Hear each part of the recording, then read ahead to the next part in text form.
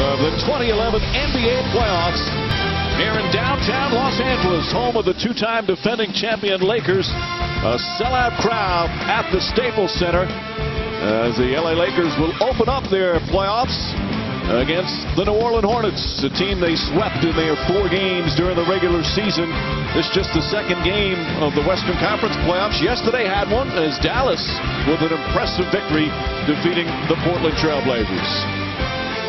And good afternoon, everyone. Along with Mark Jackson and Jeff Van Gundy, Mike Breen on hand, Lisa Salters with us as well as the Lakers begin their quest for a three-peat. And during the regular season, it was the usual little bit of drama for them, some ups and downs, but they are still in many eyes the team to beat. And that'll be the case as long as Kobe Bryant, Jeff, continues to play at an unbelievable level. He's much healthier going into the playoffs this year than last year. He played all 82 games, and he is desperate for that 6th championship. And he's had a remarkable year. Again, he could make a case for being the MVP.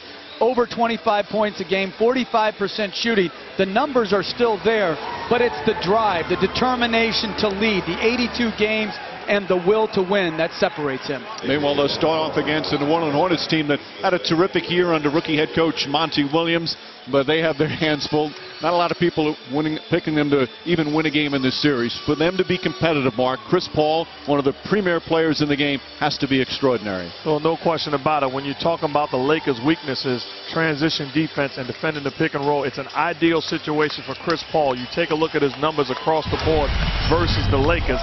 Spectacular numbers, and it's because of his strength, his ability to make plays, and I expect him to be spectacular in this series. Let's take a look at our starting lineups brought to you by Taco Bell. The Hornets, the 7th seed, 46-36. They're without their leading scorer, David West, who's out with a knee injury. So Carl Landry gets to start in his place. Emeka Okafor is going to have a big series as well against this enormous Laker front line. 4 of the 5 starters for the Lakers started every game this season with the exception of Andrew Bynum. Bynum, of course, has had his injury problems. Hyperextended it last week, but he is set to go. Had a couple of good practices and is ready here in the starting lineup. Spanish language version of today's game presented by ESPN Deportes. Use the SAP button on your television. So some fun games yesterday to kick off the playoffs. We hope to have some more here today and another full day of playoff action. Bynum will jump against Okafor. The Lakers finished last year with the very same regular season record, 57-25. And they win the opening tip. Fisher and Paul one matchup. Landry and Gasol, Bynum and Okafor. Artest the first shot of the afternoon, and Trevor Ariza, the former Laker, grabs the rebound. All right, Jeff, you've watched New Orleans throughout the course of the season. What's this team's strength? Well, Chris Paul, pick and roll game. They lost a little bit as Bellinelli comes off the stagger. They lost a little bit with David West. He was a very good pick and pop player. But Carl Landry can get you points. He's also a very good rebounder. Offensive rebounder. What he's not is a good defensive rebounder, and that's where West gave them a good advantage. Kobe Bryant misses his first shot trying to draw the foul. Paul comes the other way. There's Landry. Landry clear path and throws it down. Landry helped give the Lakers fits a couple of years ago when he was with Houston. And they extended him to 7 games in the NBA playoffs back in 09. You like what the Hornets are doing, picking up full court, trying to extend the basketball game, put pressure on the Lakers defensively and also offensively running with the basketball. Shot clock down to 5. Nice entry into Bynum. Bynum misfires, but draws the foul. As we say hello for the first time this afternoon to Lisa Salters. Hey, Lisa. Hey, Mike. Well, as you know, Lakers fans have been panicking over the last couple of days, worrying about the health of Andrew Bynum. Apparently, no need to fret. I talked to Andrew a couple hours ago after he got off the floor after his pregame workout, and I said, Andrew, how's the knee? And he just kind of looked at me and said, this is the healthiest that I have been ever at the start of the playoffs. And I said, what do you mean? What about the injury from earlier this week? And he said, that's just a bone bruise. I've had many of those before. There's absolutely no swelling, a little bit of pain, but it's really no big deal. Mike? Well, you just have to be happy for Bynum. Bynum's worked so hard to get himself back into shape. He's had a monster second half on the boards and defensively. And a little bit of shame just to have him hurt again, Mark. A sigh of relief for Lakerland when you talk about his presence on both ends of the floor. Really completes them as a basketball team and certainly gives them a legitimate chance to three-peat. But without him, it'd be a different story. You know, what a mark he makes on the defensive end. And that's when they won 17 of 18 to start after the All-Star break, as Trevor Ariza able to knock it down. Meanwhile, New Orleans, according to Chris Paul, talked to Monty Williams, everybody, their backbone is their defense. They're not a team that pushes the tempo, although they might push the tempo a bit in this series, Mark. Well, they certainly will. It gives them the best opportunity to beat the Lakers, forcing the issue on the offensive end. Spectacular move by Bryant, not able to finish it, but they've got to play at a different pace than they've played all season long. Here's Landry. Shooting over Gasol. Landry can score, as Jeff mentioned. And the Hornets with a quick 4-point lead. And the great thing is, what I'm talking about is, during the course of the season, it was a slower pace as Bryant makes this one. It was a slower pace. It was a grind. They trusted their half-court execution and then their defense. Now to beat the Lakers, they've got to force the issue and look to push. Oh, nice move inside. And that's the second time Emeka Okafor has cleared out the shot-blocking presence of Bynum. That time on the drive by Paul, and earlier on the fast break run out by Carl Landry. Bynum double team, and an offensive foul called on Andrew Bynum. Got a little frustrated with the contact, and he picks up his first personal.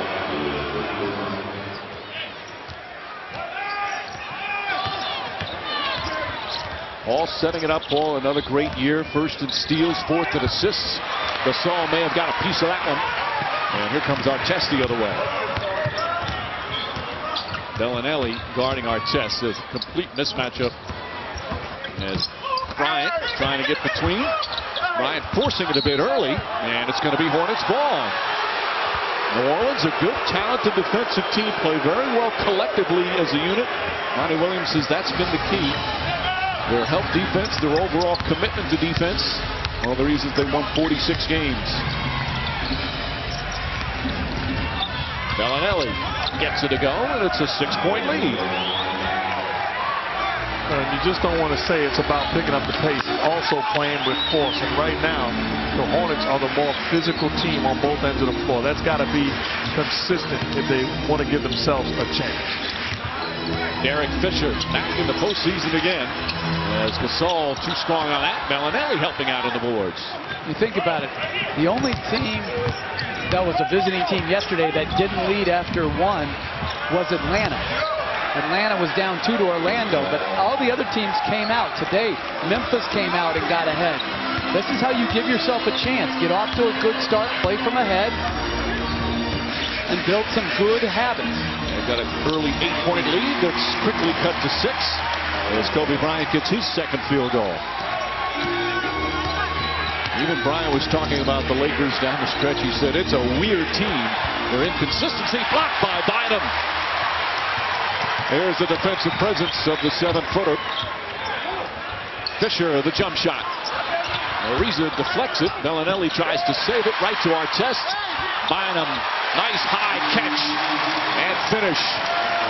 It shows you the length of Bynum also on that play, but more importantly on the defensive play. He's beaten by Chris Paul, but the length and the ability to block shots got him back into the picture. Bryant on Ariza, they'll guard each other. He used to do it in practice quite a bit. Ariza played a couple of years here in the Lakers with the Lakers, including the 2009 championship.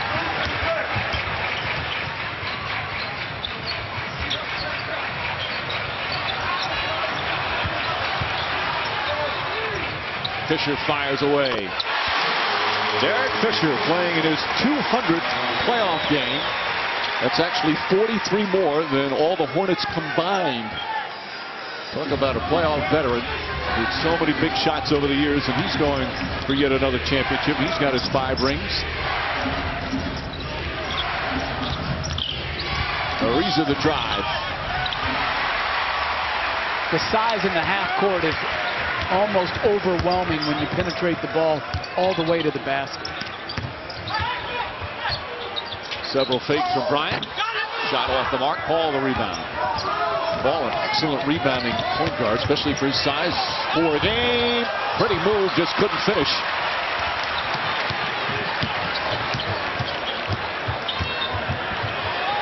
Fisher for three. And the Lakers have their first lead. 9 straight points, and they quickly overcome an 8-point deficit, and that quickly brings Monty Williams off the bench to call a timeout.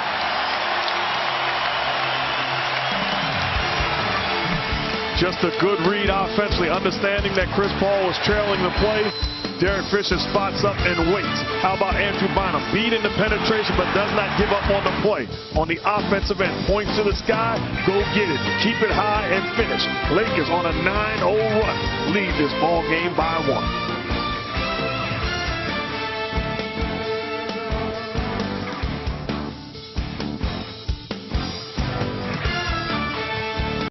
By Monty Williams, his first year as a head coach. Last 5 years was an assistant with Portland. He has preached defense from day one. And as he's gotten his opportunity to be the head man, and they have responded. It has been their calling card all season long. It's helped them deal with injuries, ups and downs, the sale of the team to the NBA, all sorts of things. They just keep defending hard. You see the huge improvement. Williams is a big part of that. Monty Williams, one of the youngest coaches. As he was a first-round pick in '94, the Knicks selected him. Played for 9 years in the NBA for 5 different teams. And Jeff, you were an assistant on the Knicks when he came into the NBA. What do you remember from him? He came in the same year as Charlie Ward did. They had a great friendship. And Monty, at that time, had a heart issue that made our trainer, Mike Saunders, have to carry a defibrillator around. And he overcame a whole lot just to be on an NBA roster. And then he figured out his role in the NBA. He had a long career, very intelligent, hardworking, and most importantly, he's a terrific person. Learned a lot when he was on the coaching staff in San Antonio as well. So he's trying to keep a routine here in his first playoff, going up against the most experienced playoff winner in the history of the game in Phil Jackson. Bynum. And a foul call on Okafor. Okafor thought he had the charge. That one was close. Instead, Okafor will pick up his second, and that's huge for New Orleans. Well, Okafor's holding his ground well. That is a offensive foul to me. The guy is allowed to hold his defensive position, and you cannot bull your way through that. So Okafor will sit with the 2 fouls, bringing in backup center Aaron Gray. I like Aaron Gray. Aaron Gray has the body strength and the offensive game to play well. Now, his conditioning has never been good enough to be a major minute player, but as a backup center, you could do a lot worse. First 3 years with Chicago, second-round pick out of Pittsburgh, now in his first year in New Orleans. And like what Derek Fisher did, pick up Chris Paul, the length of the floor, deny him. Now you force Bellinelli to run the offense. Ariza calling for the ball. Different role for Ariza with this team. Oh, tried to throw it down, and he drew the foul. Ariza had a different role when he was a champion with the Lakers, but an important role. He was a defender, a three-point shooter, a little more offensive-minded since he's left L.A. You can tell he's excited about playing with his former team. On a mission, attacks the basket. He understands Andrew Bynum's length and size. The way to go at that is go to the body. Does it and gets the contact. Well, Bynum picks up his second foul. He's hot about the call. Well, Odom comes in. I think we should just stop showing the Laker bench. Well, Bynum did not say anything.